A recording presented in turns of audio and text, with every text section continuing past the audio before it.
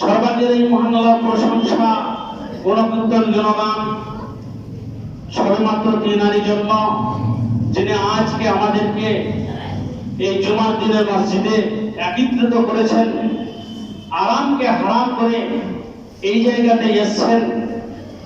তার শুকরিয়া জ্ঞাপন করি। যদি এক কথাটি বলা হয় সেটা হচ্ছে আলহামদুলিল্লাহ। তারপরে পরে ধর্মের গুরু, ধর্মের নেতা মাআমিন আল্লাহ তাজদারে মাদানী আহমদ মুস্তাফা মুহাম্মদ মুস্তাফা তার উপর দুরূদ ও সালাম নাযিল হোক। আল্লাহুম্মা সাল্লি আলাইহি আল্লাহুম্মা বারিক আলাইহি। সুপ্রিয় শ্রোতা মণ্ডলী, সবেমাত্র আমি কোরআন মাজিদ থেকে কয়েকটি আয়াতের টুকরা পরিবেশন করে শোনালাম। একটা ছোট্ট হাদিস।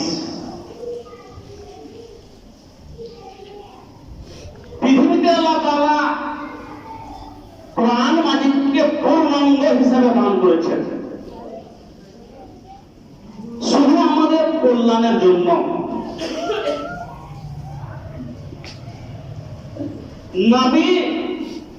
নবীর উপরে যখন কোরআন অবতীর্ণ নাজিল হয়েছে, তো হওয়ার সাথে সাথে সব বিধান বস্তু যতগুলো আছে হালাল হারাম সব শিখিয়ে দিয়ে গেছেন। শুধু আশাটা হচ্ছে নবীজি কথাটা কার? আল্লাহ।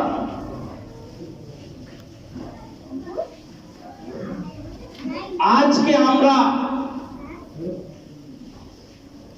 অনেক ক্ষতিগ্রস্তের মধ্যে পড়ে আছি। কি করে পেরে উঠবো, কি করে যাব, কি করে চলবো, সেদিক হয়তো আমাদের ভূক্ষেপ নাই। কোন দিকে পেরে উঠবো, সংসারে পেরে উঠবো কি করে, জমি জায়গাতে কি করে পেরে উঠবো, বংশের তালিকা কি করে বাড়াতে হবে পেরে উঠবো, লাঠির গরম দেখাতে হবে পেরে উঠবো, এই দিকে নিয়ে আমরা ভাবনা চিন্তা বেশি হয়ে যাওয়ার কারণে আমাদের মধ্যে একটাই জিনিস নাই, সেটা হচ্ছে আল্লাহ ভয়।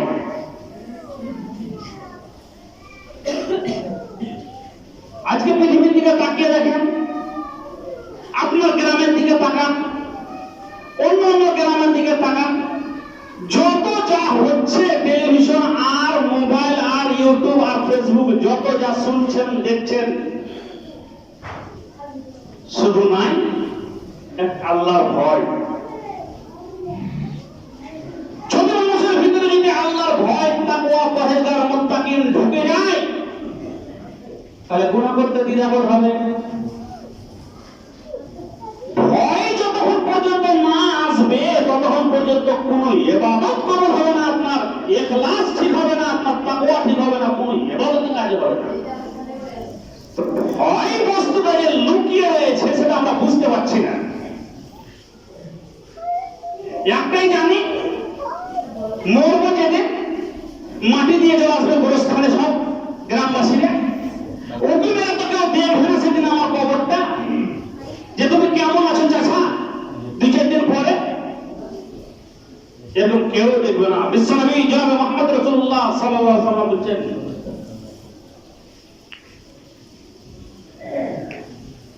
যার গুনাহ আগে পিছনের সমস্ত মাপ, সেই লোকটা হযরতে আবু বকর ইবনে কাসিরের ঘটনা। ইবনে কাসির একটা তাফসীরের বই, আগে অনেক জাল জয়ীফ ছিল, এখন অনেক সংশোধন নিয়ে বের হয়ে এসেছে, যারা বের করেছে খুব ভালো। তো ঘটনা লিখছে, কি ঘটনা? হযরতে আবু বকরকে বলছে আল্লাহর নবী, কি আবু বকর, ওরে সমস্ত দিক দিয়ে আমি আগে যতগুলো নবী এসেছে পৃথিবীতে, ওরে সমস্ত নবীর আমি উম্মত, ওরে সমস্ত পৃথিবীর মানুষের আমি নবী, ওরে সমস্ত কীট পতঙ্গ যতগুলো আছে সমস্ত আমি নবী। ওরে নবী হয়ে আমার কিছু কিছু কোরআনের মধ্যে এমন এমন সূরা আছে যাকে আমি যখন তেলাওয়াত করি তার মধ্যে সবচাইতে বড় সূরা হচ্ছে সূরা হুদ। ওরে হুদ সূরাটা যখন আমি তেলাওয়াত করি, ওরে আমার শরীরে ঝাঁকানি চলে আসে, আল্লাহর ভয়ে আমি থরথর থরথর করে কাঁপতে থাকি।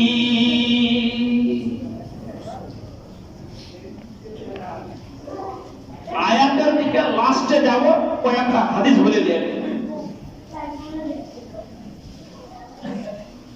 আল্লাহর নবী বলছে আমার ভয় হচ্ছে নবী কি জিনিস আপনার মতন আমার মতন আমাদের নবী ছিল নাকি নবীর যদি ভয় হয় তাহলে তারই উম্মত আমরা আমাদের কোনো ভয় নেই পৃথিবীতে সব জিনিসের ভয় আছে ভয় নেই শুধু আপনার আর আমার বাস এইটুকু